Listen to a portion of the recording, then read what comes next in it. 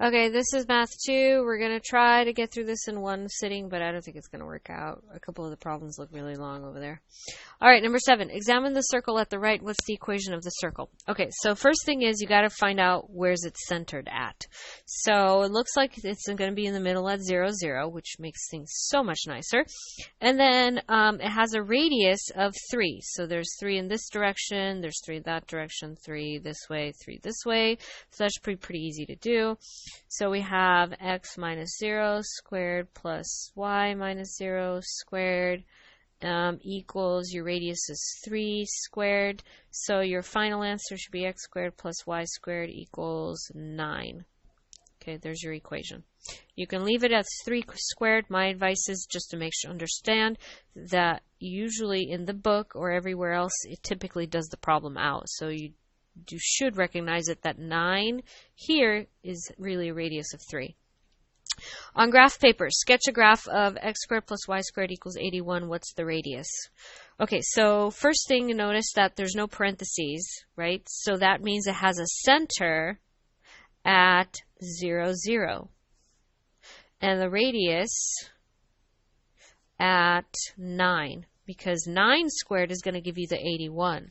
So if you were to sketch this really quickly, should be pretty easy to do.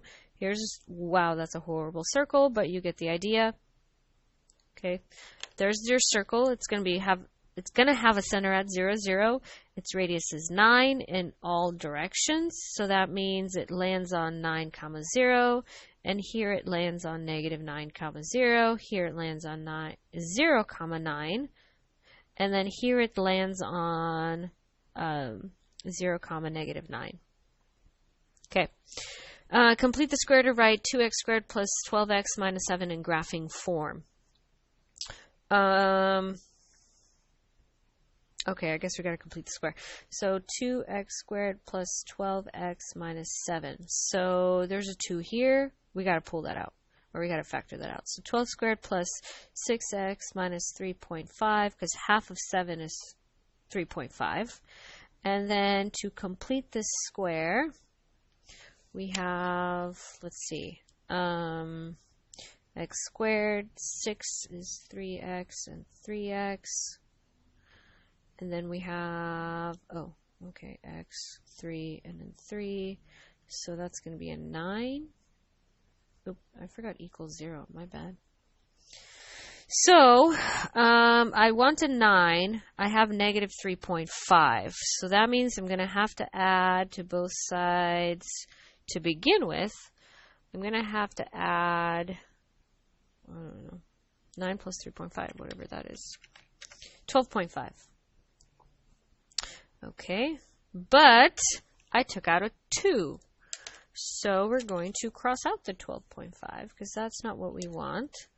So we're really going to add 12.5 times 2, which gives us 25. Double to $12.50, you have $25. Okay. So now we have 2 times x plus 3 squared equals 25. And I'm not done. I'm almost done. In graphing form, we need to subtract the 25 to the other side. So we have 2x plus 3 squared minus 25 equals 0. So now I can safely say that the vertex is going to be negative 3, comma, negative 25. So when we graph this, it's going to be somewhere down at the bottom going up. Somewhere over here. So it's going to be a negative 3 and negative 25. Wow, that's not really drawn to scale, but that's okay. So it's going to go up in that direction. The question is where? Okay, so this is graphing form. So I'm going to move it back into the one on the top. So we have 2 times x plus 3 squared equals 25. This is how I actually gave you the problem. No, I lied. The graphing form is how I actually gave you the problem on the test. So you were supposed, these were the next steps that you were actually supposed to do after you noticed that the vertex was at wherever it was at. So you were supposed to move this term over to the other side. I'm going to divide by 2 on both sides because that makes it super convenient. Plus 3 squared equals 12.5. And then I'm going to take the square root of both sides.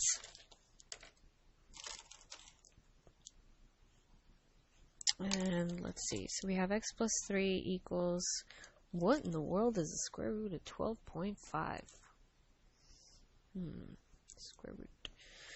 3 point, oh, plus or minus 3.5. I'm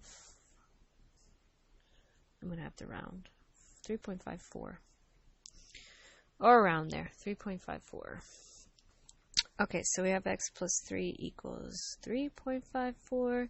We have x plus 3 equals negative 3.54. Minus 3, so x is equal to 0.54. Minus 3, so x is equal to negative 6.54. Oh boy, okay, where is this? Positive 0.54 and negative 6.54. So this is gonna go somewhere in this direction, like that. Okay, that was it. That was determining the x-intercept. If I wanted to determine the y-intercept, which I think I did ask you on the test, I would literally just go back to the original equation. So, or just plug in 0 for the x into the graphing form part of it. This is graphing form.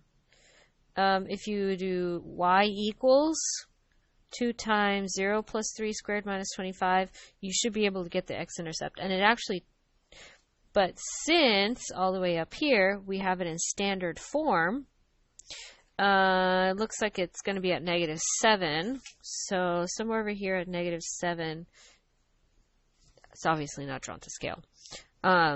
It hits the y-intercept. All right, that was number 8. Oh boy. Number 9.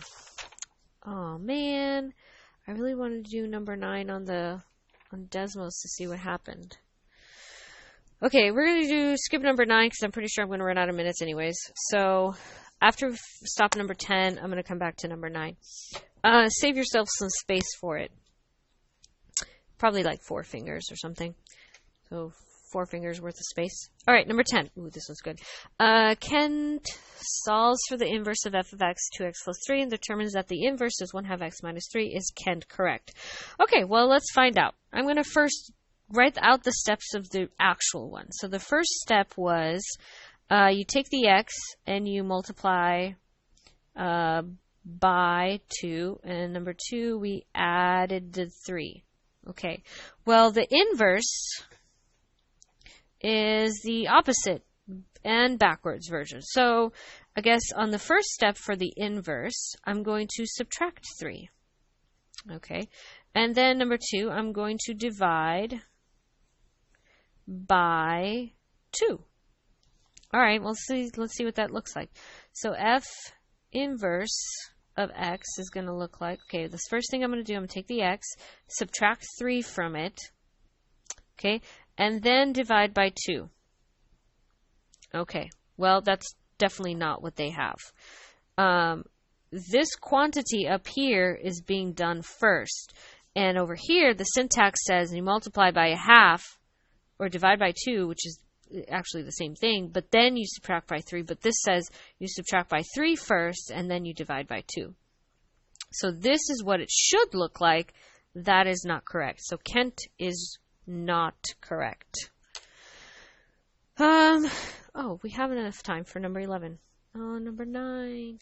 Okay, multiple choice. The Mona Lisa by Leonardo da Vinci is arguably the most famous painting in existence. The rectangle, which hangs in the Musée du Louvre, measured 77 centimeters by 53 centimeters.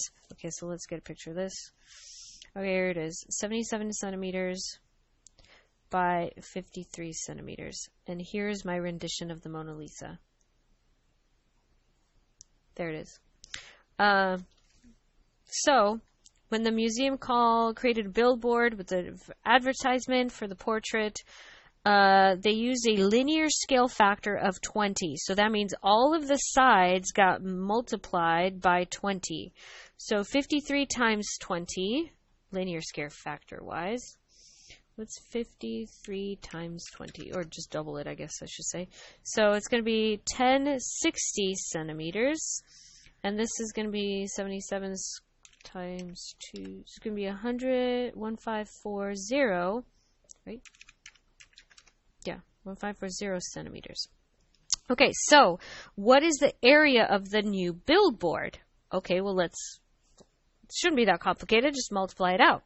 So 53 times 77 is the area of this one, right? 4080, 4081. So 4081 is the area.